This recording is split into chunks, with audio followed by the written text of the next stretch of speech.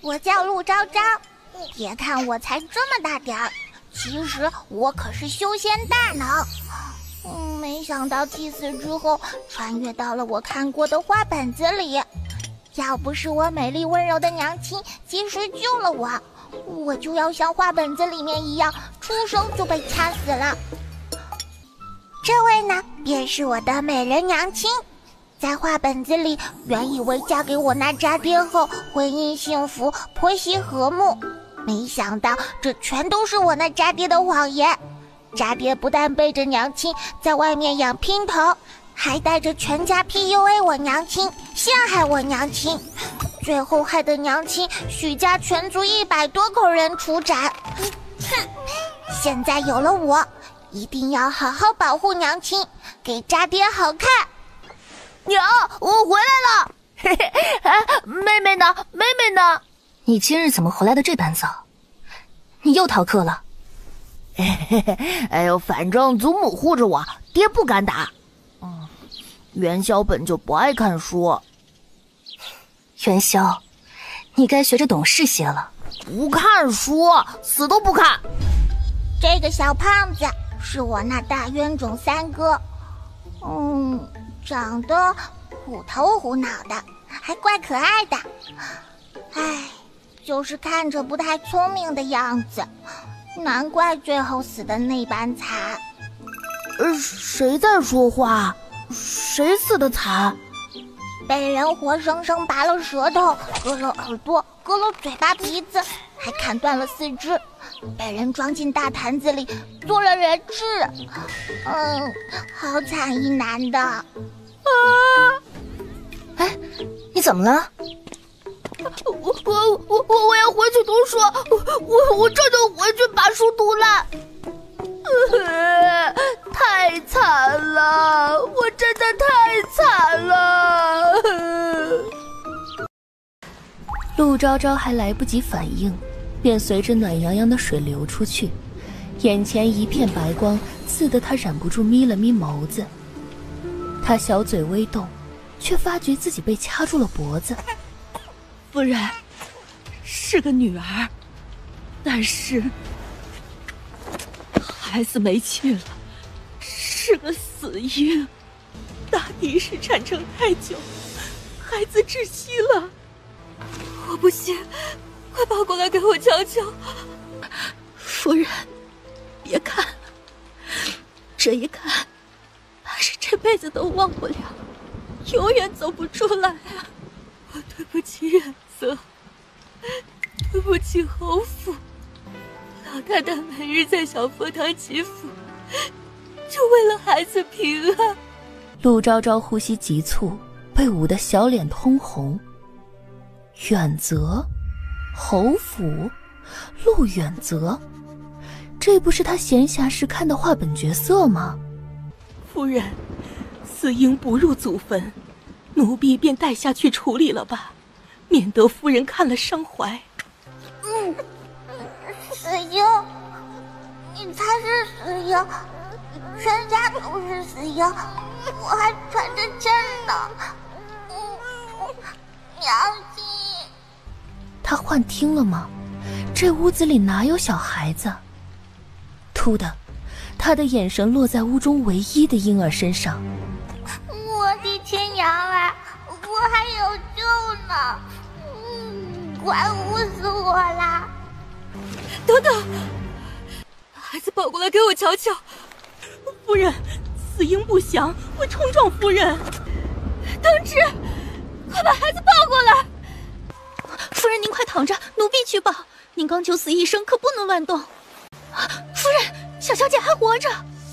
修真界老祖一边哭一边咳。命苦，命苦啊！出生就被掐脖子。该死的东西，谁给你们的胆子，竟敢对孩子下手？拖下去，审，给我好好的审。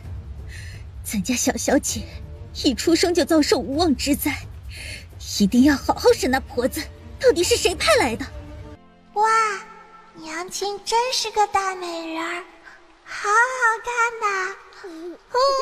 娘亲爹爹，幸好娘救了我，不然你就要养最头的女儿了，然后被他活活气死。老爷怎么还未回来？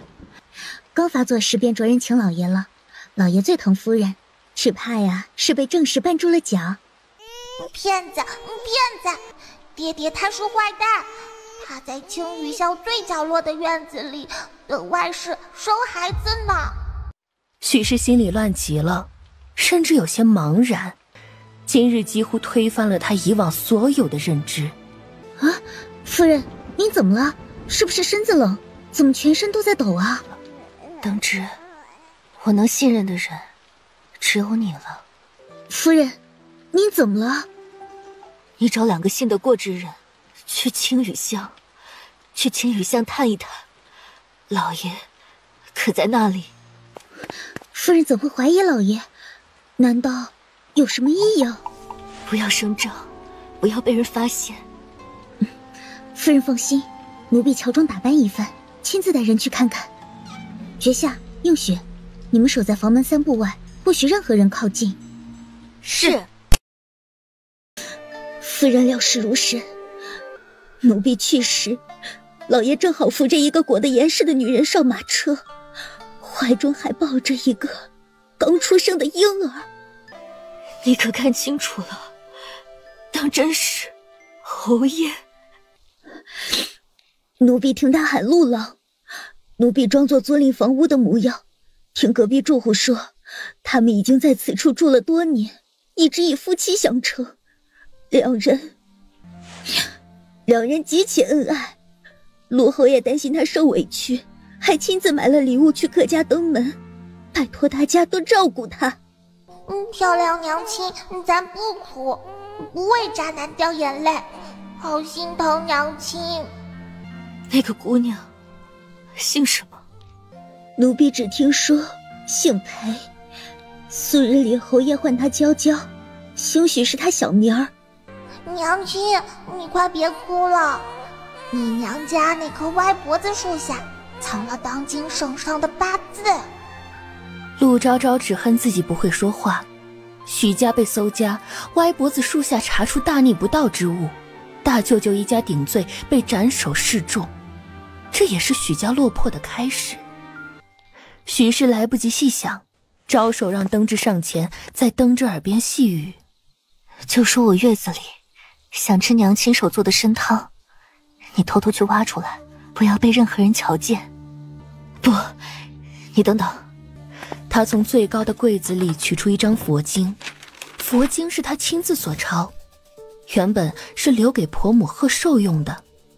此刻他咬破手指，忍痛在上面不断地写着什么。待字迹晾干，将树下的东西取出来，将这碎书放进去，不要被任何人发现端倪。那东西取出来，立马回府。余娘，都怨我，昨夜朝中有要事，忙得彻夜未眠，未能及时赶回，委屈余娘了。我这便宜渣爹长得倒是人模狗样的，难怪哄得人家等他10几年。这便是咱们的小女儿吧？哎呀，快来爹爹抱抱，这可是咱家是啊，是咱陆家唯一的女儿。这眉眼像你，嘴巴像我，前面3个你都没抱过，这个你倒是肯抱了。儿子可不能惯着，女儿不一样嘛。孩子的名字可起好了？老爷可关心夫人这一胎呢，孩子还没出生，就在书房彻夜想名了。老爷可是把诗经翻了个遍呐。多嘴！本想给你个惊喜，却让这蠢货捅出来了。她可是咱们陆家盼了许久而来的女儿，又是早上所生，不如就陆昭昭吧，昭为臣，代表着希望。不如在……我要叫昭昭，我喜欢叫昭昭。娘亲娘亲，我想要叫陆昭昭。瞧瞧他这乐乎样，就叫昭昭吧。娘亲不哭，娘亲不怕，昭昭保护你。昭昭超级厉害，可厉害了。余娘，这段时日辛苦你了，朝中事情多，我这个月大概会有些忙碌。你我夫妻一体，我怎会怪你呢？就是委屈咱们的昭昭了。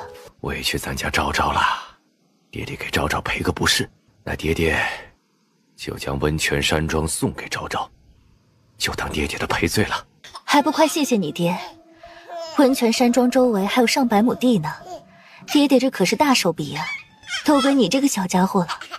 哇，这院长爹爹好有钱呐！啊，尿了，小小姐尿了！侯爷，快去换身衣裳吧。活该，这么美貌的娘亲都不爱，他活该，让他欺负娘亲。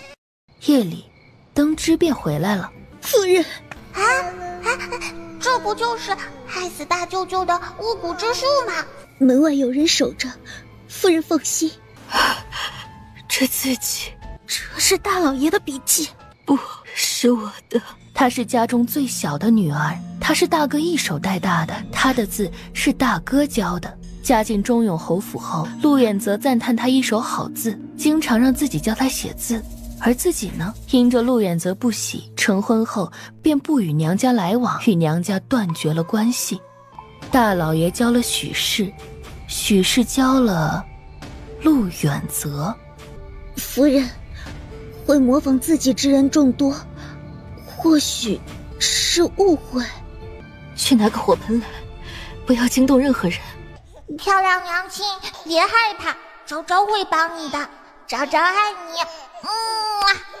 我为我娘举大旗，看谁敢与她为敌。冲啊，娘亲！夫人先去洗漱吧，你还在坐月子呢，便经常哭，又出了一身冷汗。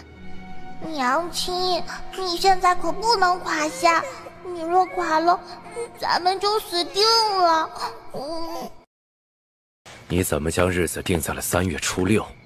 那时那日可是景瑶的满月宴呢。侯爷一月未归，回来就指责我，芸娘只是想替夫君谋划，特意请了长公主过府，怎么就成坏事了呢？芸娘，我哪有埋怨你的意思？你我少年夫妻，你最懂我，也最体贴我。那3月初6，侯爷可一定要回来啊！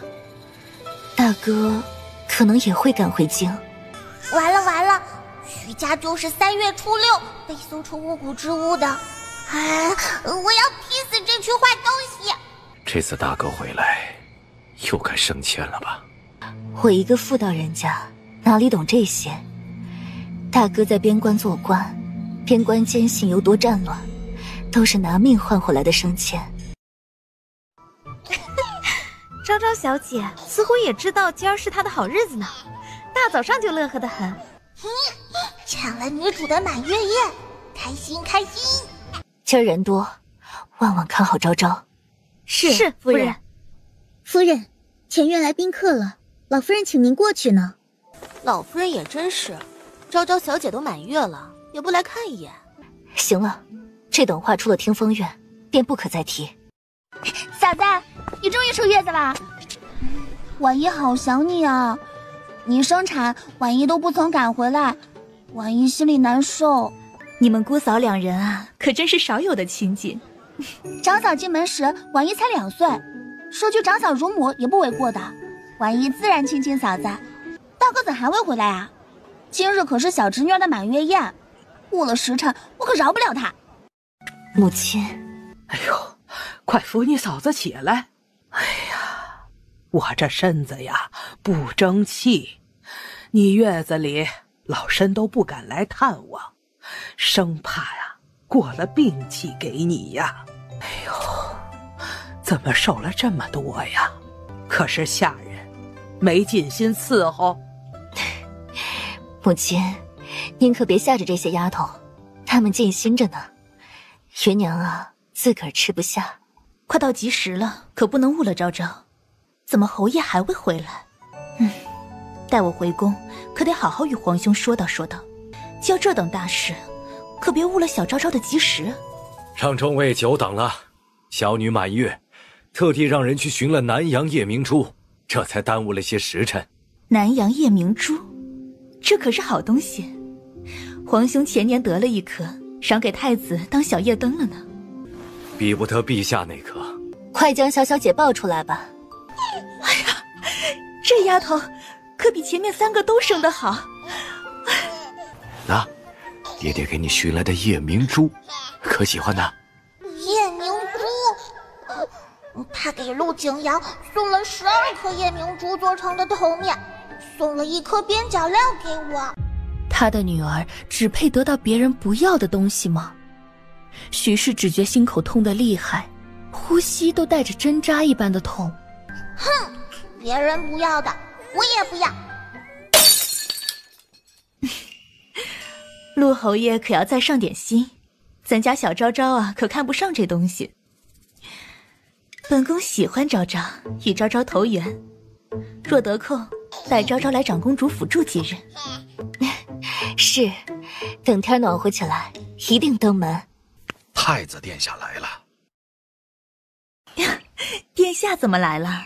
姑姑来参加满月宴，承喜正好出宫，顺路来看看。许夫人快起来吧，本宫恰好经过陆家，瞧见办满月宴，来讨几分喜气。快将昭昭抱过来。啊，是太子啊！出生天下异变，生来早慧的小太子。只可惜命不好，全都是为他人做嫁衣。他听见什么了？他听见了婴儿的心声。你倒是说完呀！啧什么？他到底怎么了？小小姐大概是困了，今日恰好经过，未曾带贺礼，便将此物送给小昭昭做满月贺礼吧。待小女谢过殿下。太子并未多待，陆远则想要的巴结也没巴结上，只亲自将太子殿下送出了门。陆昭昭的满月宴办得极为盛大，许氏还施粥3日为他祈福。昭昭才满月，你办得这般盛大，这般招摇，当心折了他的福气。侯爷此话怎讲？昭昭乃忠永侯府唯一的嫡女，是我许家唯一的外孙女，堂堂正正的嫡女，又不是那等肮脏的私生子，风风光光办场满月酒怎么了？姨娘，我不是怨你，只是怕侯府太过招摇，引得陛下不悦。前面3个哥哥都是简办，只昭昭大办，不过是一场满月酒罢了。难怪3个儿子的满月宴、周岁宴都不曾大办，只怕是外头那个女人不乐意呀。夫人，出事了！出了什么事？慌慌张张、忧心忡忡的小小姐。许家出事了，方才禁军统领带着人将许家包围起来，说是许家包藏祸心，府中藏有忤逆之物，此刻将许家严加看管，所有人不得进出。终于来了，女儿所言真的成真了。夫人，没事的。差一点，就只差一点，许家就完了。幸好他听到了昭昭的心声。侯爷回来了吗？侯爷彻夜未归。夫人，打听出来了，昨夜禁军将许家翻了个底朝天，在夫人闺房外的那棵歪脖子树下挖出了血书。这会儿徐老爷子已经跪在御书房门外听审了。夫人，江家来人了。把昭昭抱着吧。许妹妹，咱们明人不说暗话，晏殊的亲事只怕要作罢。晏殊如今不人不鬼的活着，他配不得我的云锦。云锦贵为江家嫡女，怎能嫁给一个残废？这门亲事早就该退了。晏殊落水，难道不是为了云锦？江云锦落水，晏殊跳水救人，江云锦得救了。可他的晏殊在水中沉溺多时，救起来便不行了。我家云锦贵为嫡女，怎能嫁残废？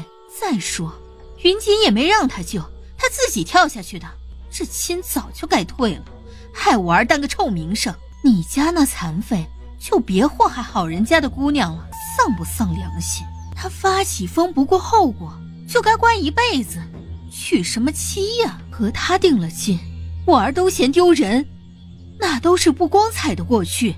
这亲事你不退也得退。退亲，我不同意。退！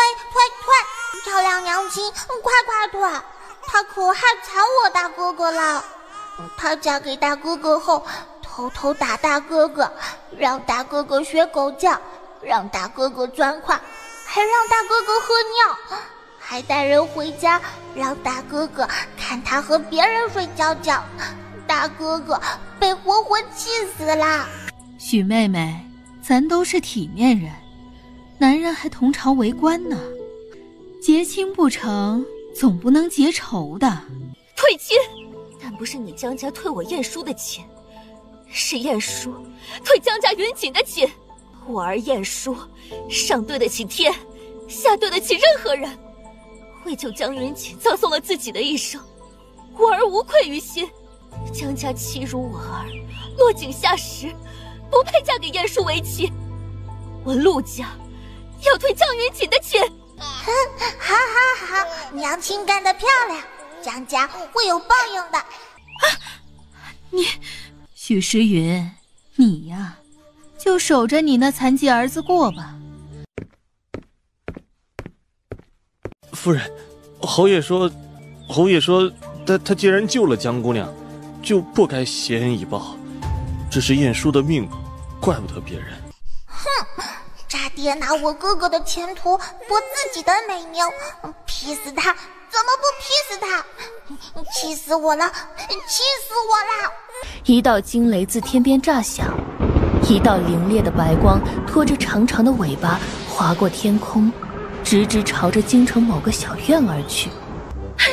夫人，城被起火了，外面都喊劈到人了。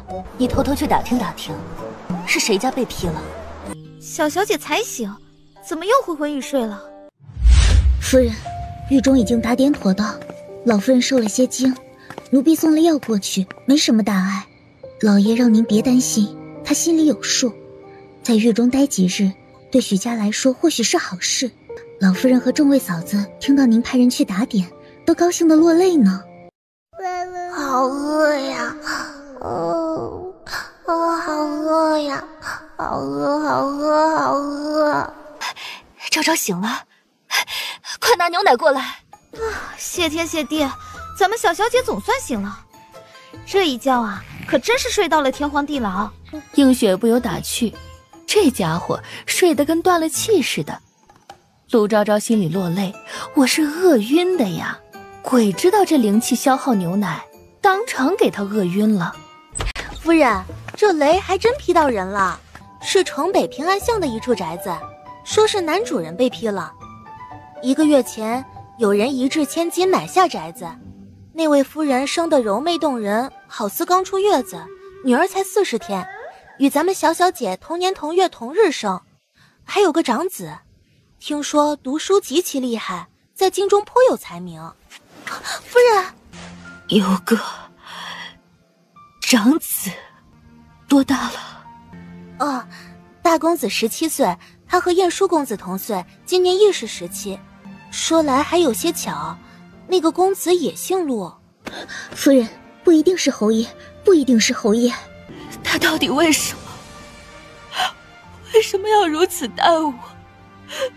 我为了他与娘家决裂，为了他洗手做羹汤，为他敬婆母，为他养府中弟妹。他为什么要如此待我？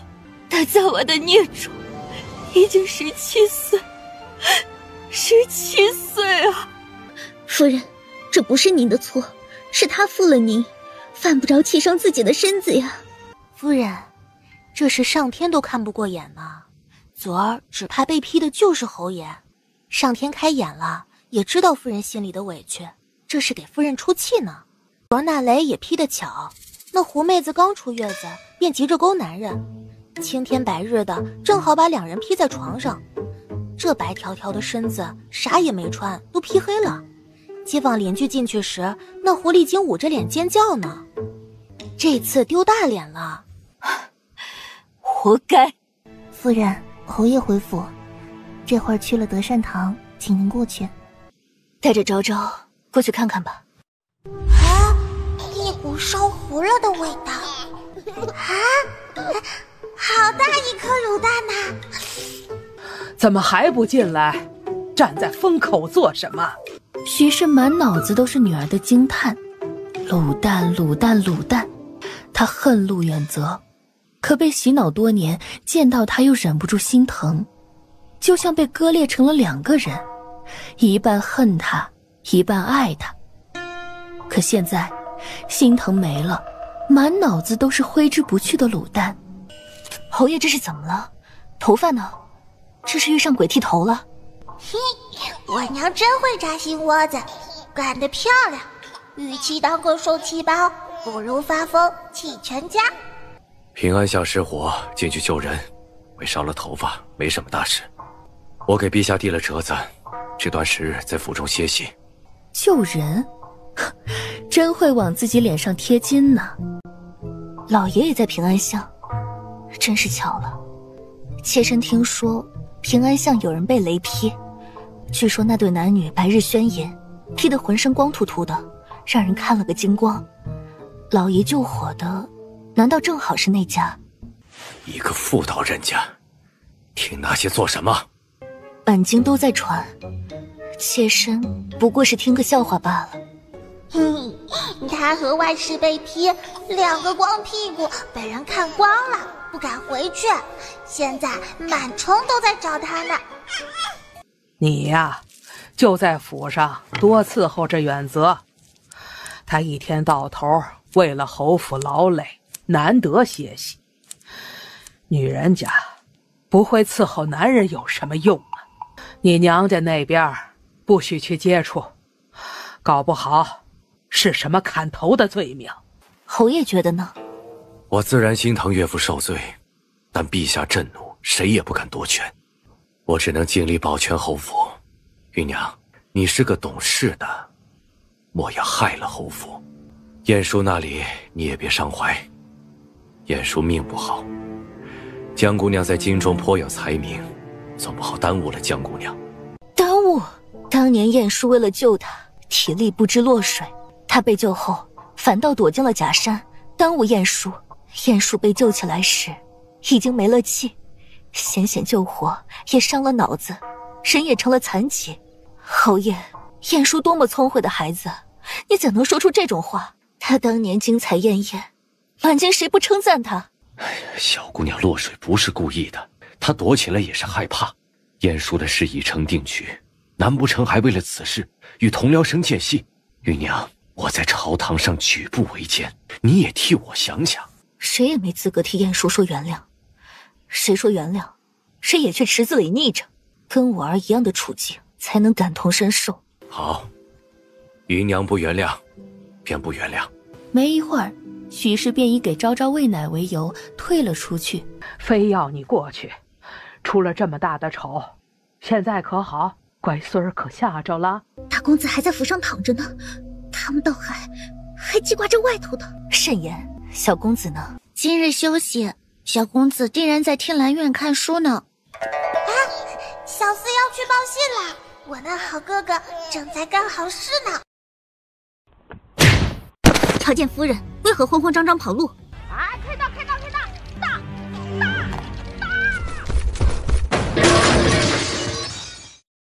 要死啊！下着小鹰你们好看，是谁找死呢？当心爷！你，夫人，小少爷，你糊涂呀！都多久了？娘，是儿子错了，儿子只学了3日。你贪玩好耍，你顽劣不堪，娘念你年幼，从不与你计较。可你小年纪，怎能沾惹赌博？这害人的东西，你怎么敢？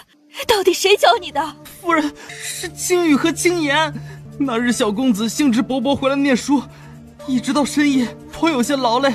青羽便以放松为由，教小公子赌博。青言说：“小赌怡情，大赌伤身，又不赌钱，只是放松玩玩。”小的劝慰公子，青羽青言哄骗公子，把奴才绑了起来。来人，把这2个被主的东西杖毙，以儆效尤，让全府下人看完全城方可离开。这2个人一点都不无辜，从小就带着使命来三哥身边，一切只为了养废他，带他赌博，带他逃学，带他辱骂夫子，把三哥推到了风口浪尖上。青书清风，你们这次做得很好，从本月起，月银翻倍，替我好好看着元宵，让所有下人去德善堂外看账币。外面吵吵闹闹的，成何体统啊？许氏怎么管家的？越发不像话，还说是什么京都名流之女，瞧着也就那么回事儿。当年我儿在他府上跪了3天3夜，还说什么下家。如今呐，许家全族都下了狱了。老夫人，说是三公子跟前的书童犯了错，这会儿让全院下人关刑呢。奴婢记得那2个小厮似乎是从德善堂出去的。你这是胡闹什么呀？他们犯了什么错就要杖责呀？世家大族便是这般罔顾人命吗？啊！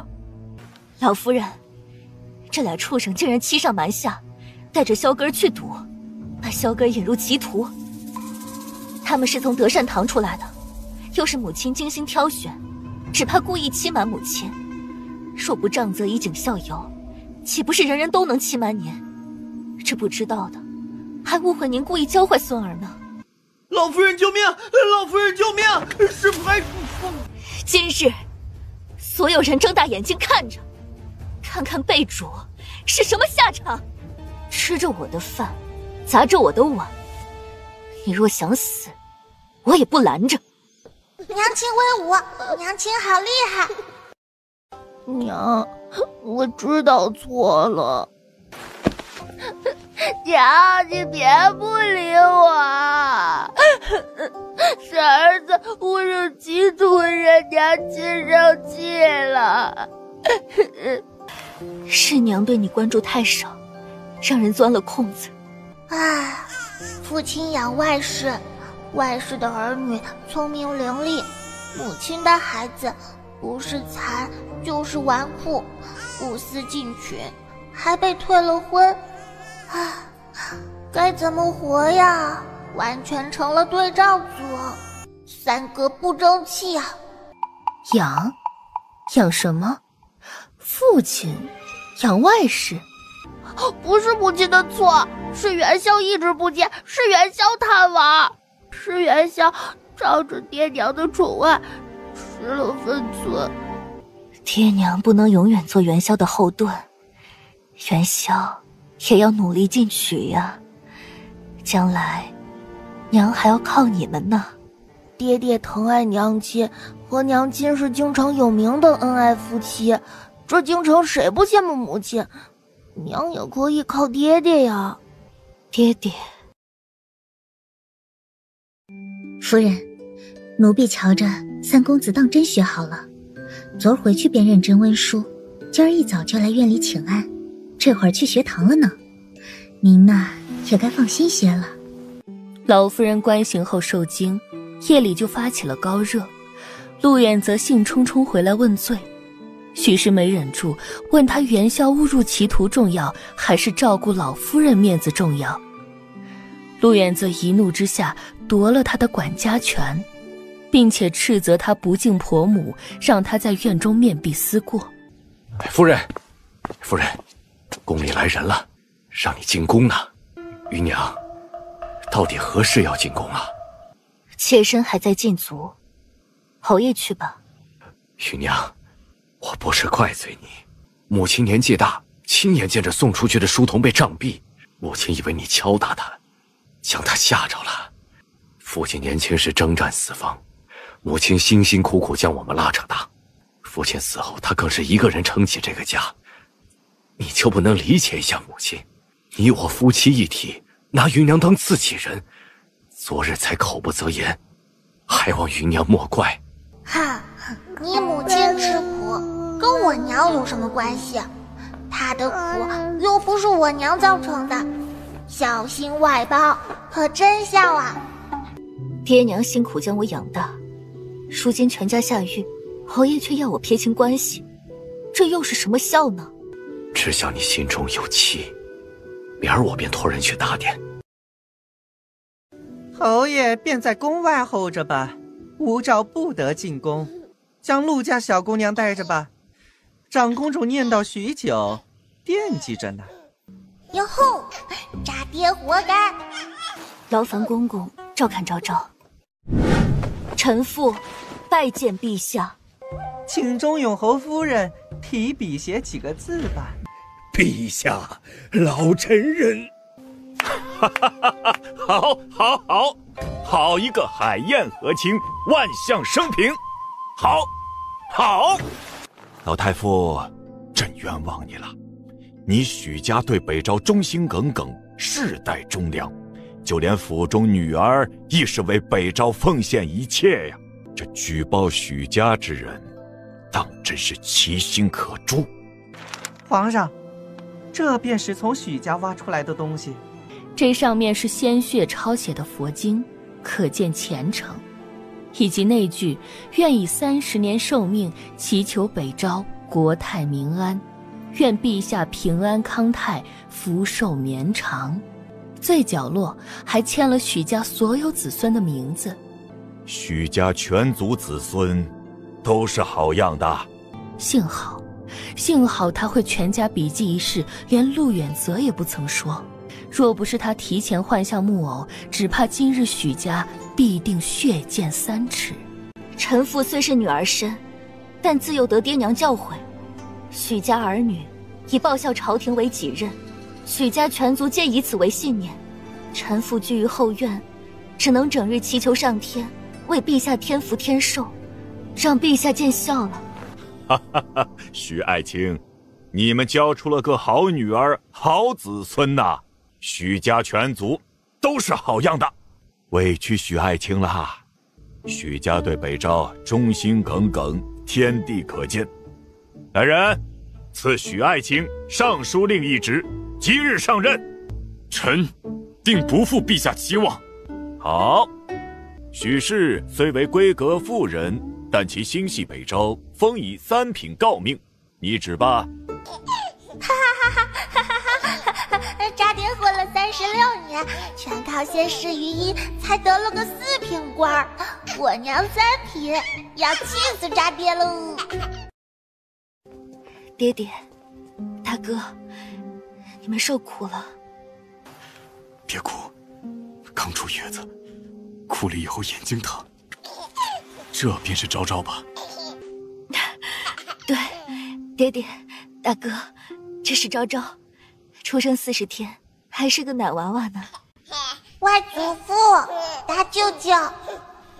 略带奶音的声音在两人耳边炸开，炸得老祖父脚下一个踉跄，差点倒在地上。果然是老了，都产生幻听了。命定的结局，外祖父要撞死在御书房，大舅舅一人挑起全家罪责，斩首示众。真好，外祖父活着，大舅舅也活着，大舅舅还升官了。2个大男人眼皮子直跳。老太爷他打算以死明志，没告诉任何人。许逸婷他打算一人扛起罪责，也没告诉任何人。2人的眼光落在婴儿身上。只可惜我外祖母就要死了，本就年迈，又在牢中搓磨一回，整日提心吊胆，怕是快撑不住了。你母亲和族中长辈尚在牢中，我先把他们接出来。妹妹，我明日便登门，今日长公主要见昭昭，妹妹便不与哥哥去见母亲了。快将孩子抱上来。他呀，回来3日便惦记了3日。快给哀家看看，到底多好看的女娃啊！这孩子眉心一抹红，可是突然上色呀。太后娘娘，这刚满月的孩子哪能给他点红啊？这孩子眉心生来一抹红，臣妾见了也颇为惊异。这孩子眉心一抹红，反倒瞧着有些悲天悯人的模样。唉，这模样生得可真好呀。这便便是儿臣的梦中闺女啊。你呀，就放宽心，若生下孩子便去母留子，养在跟前与亲生的没有两样。哀家知晓你与驸马伉俪情深，可你膝下无子，驸马又能等你多少年呢？你也觉得姑姑生不了吗？生孩子多简单，回去我就给你赐个孩子。你想男孩女孩？你说我生不了啊？你说姑姑能生？母后，昭昭都说我能生，再给儿臣3个月吧。3个月后，若儿臣依然没怀孕，便给他纳妾，一切都依母后做主。唉，依你便是。3个月后再不得推脱。昭昭，你可真是本宫的心肝宝贝。芸娘，你生了个好女儿。生10个8个都给你赐。长公主殿下，昭昭还是个孩子，什么也不懂，这当不得真。你放心，本宫明白。这孩子讨喜，又是头一回进宫，哀家可得赏点东西。太后大手一挥，便赏了无数珠宝头面。哈，发财了，发财了！这金子是真的吗？芸娘，岳父一家怎么出狱了？芸娘，下午我联合了几位大臣，想要替岳父说情，这求情书还未呈上去，岳父便归家，这是怎么回事啊？圣上误会许家，给大哥家关进爵了，不知谁举报，许家歪脖子大柳树下有巫蛊之术，哪有什么巫蛊之术，只有许家的爱国之心，里面埋的呀。埋着什么？埋着许家为朝廷愿意奉献一切的忠心呀。咱们还得感谢举报人呢，否则许家哪有这造化？大老爷升任正2品，这可比老太爷升迁还快，许家呀又要重新起来了。真是好造化。还不止这场造化呢，咱们夫人得陛下嘉奖，赐3品诰命，明日一早圣旨就下来了。侯爷在朝堂上走动，芸娘也不能拖后腿啊。哈，他嫉妒了，他嫉妒了。岳父比他门第高，连媳妇儿都比他品级高，他嫉妒的眼睛都红了。芸娘生性纯良，贤良大度，诰命之身是芸娘该得的。倒是我无用，不能给芸娘挣一个诰命回来。爹娘出狱，大哥升任，明日我想回府一趟。何该上门道贺？傻爹要气死了，偷鸡不成蚀把米，还给许家送场大吉缘，活该活该！对。嫂子，你终于回府了。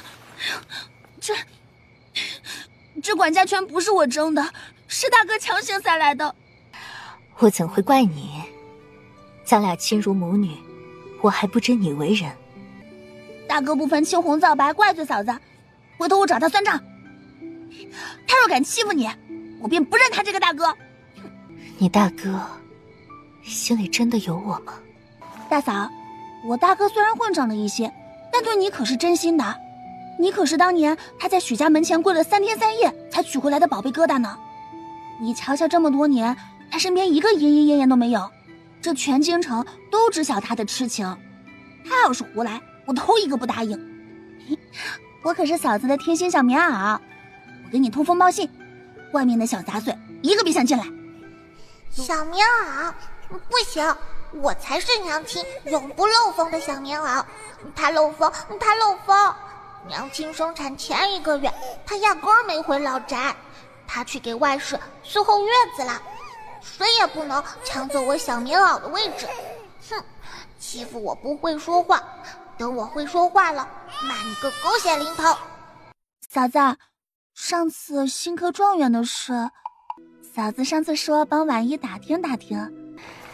当年我穿着嫁衣进门，你刚学会走路，跌跌撞撞便冲上来抱住我的腿，叫我娘。这一幕我至今忘不了。疼你总比几个歌还多几分。那是年幼，闹了笑话，幸好嫂子待我如亲女儿。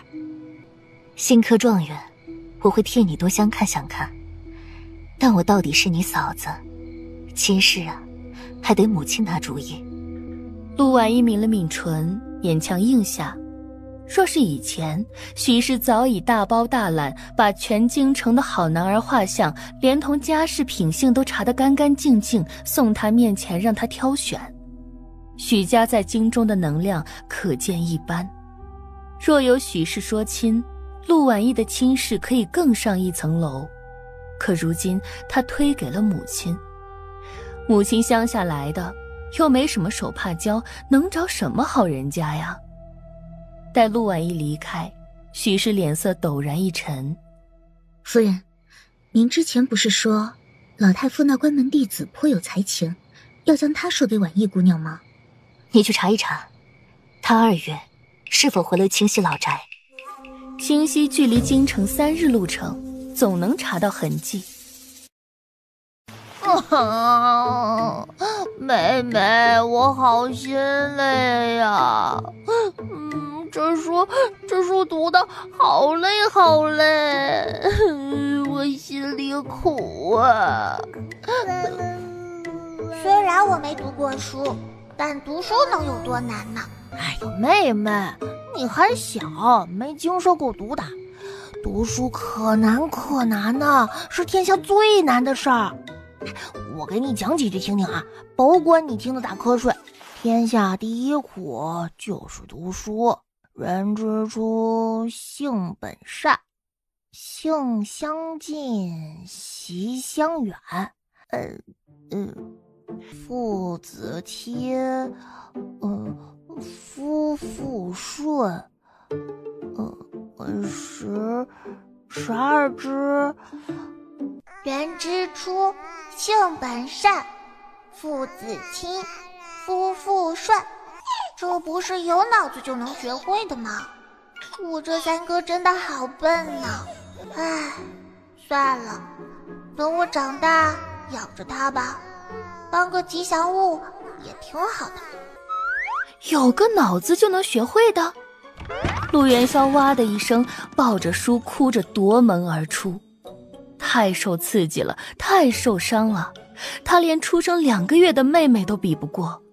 快去看看元宵怎么了？方才还好好的。唉，男人心，海底针啊！我将来就不捞针，我要整个海。母亲，女儿回来看您了。你这个狠心的丫头，你是要气死娘啊！你怎么就不回来看看呢？娘只不过在你成婚时拦了你，你别记恨我10几年。娘又怎么会害你呀？娘等你等的头发都白了。娘，快别哭了，小姑子回来是好事儿，可不兴落泪。女儿不孝，女儿知错了。芸娘，快起来吧，娘最疼你。她呀，日日惦记着你呢。你喜欢的红豆糕和参鸡汤，从你出嫁后17年来，家中日日不曾断过，就为了你回家，随时能吃上。你呀，以后可不许耍小性子了。我们来陆家看你，想给你长脸，结果你还把我们赶出去。是芸娘的错，芸娘枉费嫂子们一片苦心，芸娘知错了。当年她在门前跪3日，你在家中绝食3日，就为了嫁她。唉，幸好他待你不错，这么多年从未有同房。骗子，骗子！我爹是个骗子，我娘被他骗了。我爹养外室，外室儿子17岁，和大哥同岁，女儿和我同年同月同日生，而且还会害得许家满门惨死。外祖父撞死在御书房，大舅舅在巫蛊之术中一力承担罪责，斩首示众。零落暴雨，二舅舅出去赈灾，被人陷害，导致零落决堤，生灵涂炭，被灾民生生撕碎了。三舅舅被人栽赃，通敌卖国之罪，死在了番邦。三舅母一步一跪，受尽折辱，才找回三舅舅尸首，然后抱着三舅舅尸身葬身火海，殉情了。三舅母肚子里还有宝宝呢。唉，许三爷双手有些哆嗦，听得那句受尽折辱寻回遗体，抱着尸身葬身火海，满脑子都是殉情，腹中有子。三个舅舅对视一眼，纷纷瞧见对方眼底的震惊。晚膳后，兄弟几人没有一丝停留，便去了老太傅书房。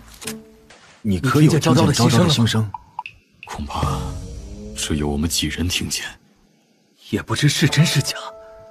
这恐怕是上天给许家的机缘，绝不可外泄。昭昭怕是异于常人呐。先派人去查一查陆远泽，当年指天发誓求娶芸娘，若有愧芸娘，我定让他生不如死。今儿是七夕节，好想看灯会啊，好想出门。夫人，长公主来报信，说是怀上了。真的？菩萨保佑，菩萨保佑！玉儿这么多年施粥赠医，行善无数，成婚14年，终于怀上了。快，让人送贺礼去。可有给宫里送信？送了。长公主怀孕刚满3个月，胎刚坐稳，报信头一个就来的咱家，第2个才进宫呢。怀孕多久了？满打满算，今儿正好3个月。对了，公主还说要给小小姐送份大礼道谢呢。公主为什么要给小小姐送大礼呀？长公主与昭昭有些缘分，此事不可声张。元宵，今儿要麻烦你看着妹妹了。妹妹会爬，当心她摔下床。娘大概晚些才能回来。娘你放心，我一定照看好妹妹。昭昭妹妹，三哥又来看你啦，想不想出去玩啊？你若是亲近三哥，我就把你拖出去，怎么样？哥哥，亲爱的三哥，求你拖我出去吧。妈。还不够啊，再哄哄三哥。喏，中午我抓了碗，手上还有点肉味儿，那就分给你吧。你吃吧，三哥不和你争啊。哟呼，自由的气息。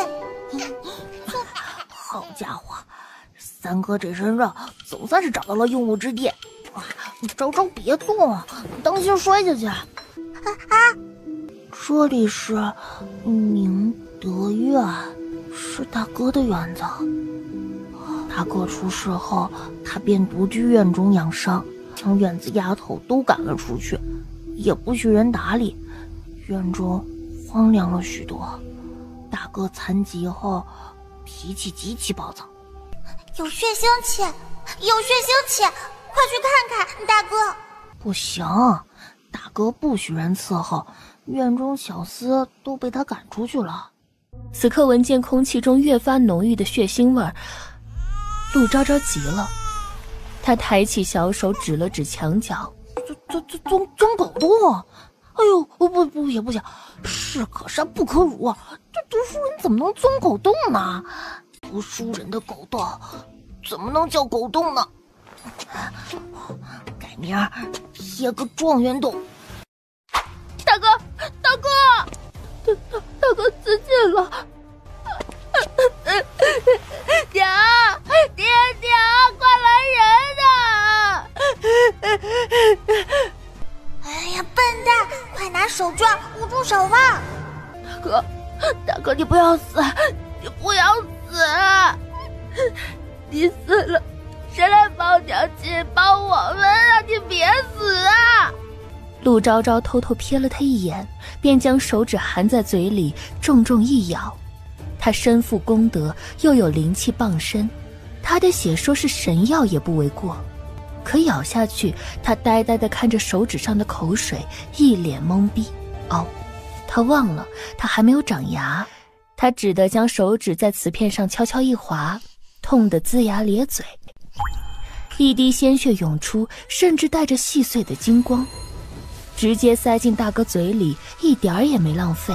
此刻天地间风云涌动，天边一大道金光泄露而出，金光洒落大地，大地植物疯长，转瞬之间满城花开。大哥，你死了，谁给娘做主啊？爹要完事，娘要被气死了。吸了我的血，阎王也不敢收你。阎王得亲自送你回来。大哥，大哥你没死啊？太好了，大哥！大哥，你看看，我是元宵，是你三弟，你小时候还抱过我的。大哥，我都快忘了你的样子了。大哥，我去请太医，去找娘，你可以帮我看着昭昭吗？啊，昭昭就是我们的妹妹四妹，她好小好小，香香软软的，你一定会喜欢她的。不要太医，不要告诉娘。可是你的伤，难怪我的大哥是美强惨大反派。唉，9岁的天才为救人溺水，偏生对方不肯呼救，害得他瘫痪在床。最惨的是，将来还要看着全家人死在眼前。侥幸逃过一劫，与男女主斗智斗勇，最后还是输了。陆晏殊心想，他瘫了，连耳朵都出现问题了，全家惨死，以及之前听到三弟所说父亲养外室。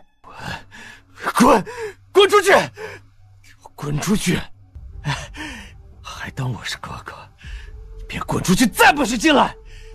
不想看见你们令我厌恶。陆元宵似乎懂了什么，他什么也没有说，只将妹妹放在凳子上，轻声说道：昭昭不要乱动。他便打了一盆干净的水，拿了干净的衣裤，在陆晏殊狂躁的怒骂声中给大哥擦洗。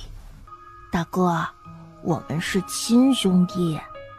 这么好的三哥，唉，真可惜，最后被人挖了眼睛，割了耳朵，剥去双手双脚，装进坛子里，成了人质，供人观赏。兄弟俩齐刷刷一颤，陆晏殊猛地睁开了眼眸。大哥，屋内已经打扫干净，我去给你推轮椅。我们去屋外晒晒太阳，好吗？唉，大哥以后还要被人喂尿，被别人压着钻款，这一家子的炮灰命啊！幸好大哥这腿我能治。陆晏殊甚至怀疑自己是不是疯了，幻听也就罢了，竟然听到自己还有救。可他清醒前确实有几分知觉。大哥太瘦了，抱着不舒服，大哥要多吃点肉肉，身上硌得慌。好大的池子呀，养鱼养王八就好了。啊，怎么不开花呢？大哥笑了啊！大哥笑了真好看。公子，小的将午膳取回来了，要不就在亭子里用。让，今儿过节，想闻烤肉的味道，不然我就要撒泼了。去亭子里支个烤肉摊子吧，给我备些肉粥。是。这肉又嫩又香。昭昭，喝牛奶。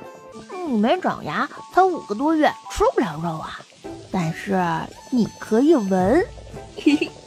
哥哥对你好吧？我吃肉给你闻味儿。元宝，去拿个干椒来，你用勺子挖成泥，给妹妹吃一些吧。5个多月，可以吃过你。终于活过来了，好甜，好好吃。大哥，我爱你，我最爱大哥了。3个笨了点，但是也好爱。明儿又吃太多不消化，怕你拉肚子，咱们慢慢添加啊。大哥，需要给你请个大夫吗？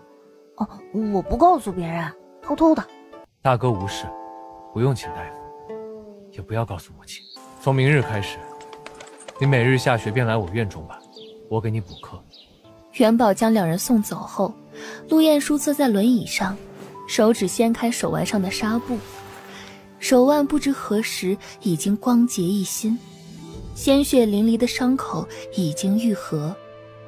他花了8年才勉强能动的手指，如今已极其灵活，手臂也可以抬起1寸了。8年了，他的手重新感觉到了力量。元宝回来时，他低声道：“你拿金针来，刺我的双腿。”公子，公子好像不太一样了。以前推进去时，双腿软绵绵的，可现在，公子是有知觉了吗？是感觉到痛了吗？我去请大夫，我去告诉侯爷夫人。不要告诉任何人，甚至不要透露丝毫消息，也不要请大夫。第2日一早，许氏便张罗着要带陆昭昭出去置办首饰，长命锁呀、金手指、金项圈什么的，以及小姑娘将来要用的头面，她打算可劲儿的置办。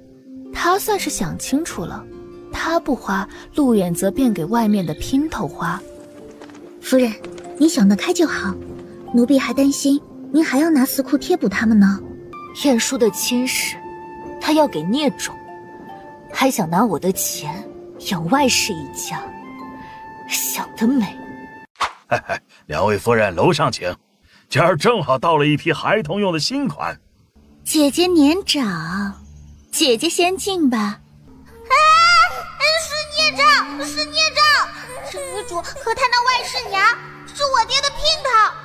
传闻护国寺有一串舍灵珠，108颗珠子上面布满梵文，有历代方丈佛法加持，中央还有一颗舍利子，更是珍贵无比。当年先皇临终前去求，都不曾求到。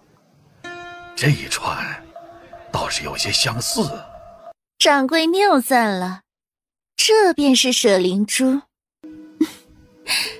方丈曾说我这胎身负大气运，有大福气，这佛珠啊便赠给小女玩耍。怎么突然裂了？哎呀，这可不是好兆头啊！传言这加持过的舍灵珠坚不可摧，可现在它无故断裂，灵气散尽。这位夫人莫不是触怒了什么？你这位夫人，不好意思，可否请您下次再来？不好意思，今日殿中不大方便。夫人，先回去吧。这位夫人留步，你还欲作甚？此话有些冒犯，但事关夫人脸面与尊严，不得不拦下夫人。夫人鬓边发簪，哪里来的？是我夫婿所赠，乃他族中祖传之物。怎么，钟永侯夫人连这点东西都买不起？可真是奇怪了，我陪嫁之物，怎会戴在你的头上？登之，报官！这可是他私库中的东西。陆远泽他好大的狗胆，吃他的穿他的，还拿他的嫁妆养姘头。他今天非要扒他一层皮不可。不许报官！这簪子是我相公族中所赠，你有什么证据证明是你的？你怎么能凭空污蔑？证据？这簪子是我15那年亲自画图纸，亲自命人打造。这世间绝无第2根相似的簪子，图纸还在我府中，你可要看证据？或者你大概从未仔细瞧过吧？这是我与侯爷的定情信物，今在内部刻着我与侯爷的名字，恩爱不移呢。这位夫人有大富贵呢。我那儿子更会读书呢，年仅10岁便考取了秀才，今年17又与江姑娘定了亲，明年就要参加乡试了。定的可是大理寺的嫡女，就在前些日子，听说定了个天才少年呢。哎，是天才少年陆景怀公子的母亲吗？原来竟是夫人之子，果然好运道。听说小时候定了门亲事，可那未婚夫没福气，成了个残废，瘫痪在床，屎尿都要人打理呢。如今又定了个天才少年。他呀，从小就受父亲宠爱。我怀他时嘴馋，他父亲托人从关外送了1筐荔枝，跑死3匹马。哎呦，夫人好福气啊！哎呀，能有护国寺方丈预言，这孩子啊是有大富贵的。那瞎了眼的老方丈，这双眼睛干脆别要了，瞎成什么样子了？老东西，老东西，瞎了眼的老东西，欺负我娘！娘亲，他头上的簪子是你的嫁妆啊！气死我了！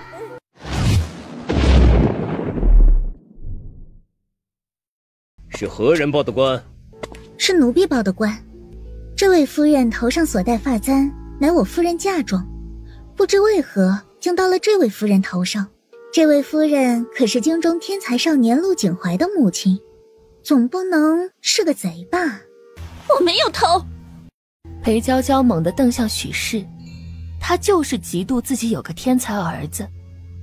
登之却是飞快地从他头上扯下发簪，哪知发簪勾住了发丝。登之可不会心疼，直直一扯，那簪子霎时被夺下。登之心头痛快，直接将簪子在地上踩得弯曲，然后露出其中的陆与许。这果真是许夫人的发簪，里面还有许夫人的名字呢。这天才少年的娘，竟然是个贼！不是我。天才少年陆景怀的母亲竟然是个贼，偷的还是别人的嫁妆。哼！我没有，我没偷。没偷？那这东西怎么在你头上？你说没偷，那把你相公叫出来对质啊！哎呦，嘴里喊着没偷没偷，你怎么不敢叫你相公来呀？啊！哎呀，那位天才少年不会就是用偷来的东西供出来的吧？听说前几日他和江家定亲，谈了不少礼呢。这礼也是偷来的？辛苦这位夫人，随我走一道。许氏给昭昭挑了礼物，便施施然回府。他刚回府，老太太便让人请他到德善堂。老夫人正在午睡，辛苦夫人等等了。搬个凳子来。许氏悠闲的模样刺痛了林嬷嬷，也刺痛了屋内的人。不过半个时辰，老太太便悠悠转醒。今儿个在外头，你跟人起了冲突，你是我侯府儿媳，代表的那是侯府脸面。听说你还把那陆景怀的娘送进了大牢。母亲消息知道的真快，不过是些小事罢了。谁把消息送来，打扰母亲清修？那陆景怀，人称最有可能连中3元的天才少年，你将他母亲下大狱，那岂不是坏了一个孩子的名声？你也是做母亲的，怎能这般心毒啊？母亲好没道理，他母亲头上戴着我嫁妆，他是个贼，贼偷东西，下大狱有什么错？况且他吃的用的，谁知道是不是偷来的呢？儿媳已经让登之找出嫁妆清单，送去了县衙，听说丢了不少东西。哎呀，胡闹！这等事儿私下解决便是，何苦不饶人呢？那孩子乃人中龙凤，何苦得罪人呢？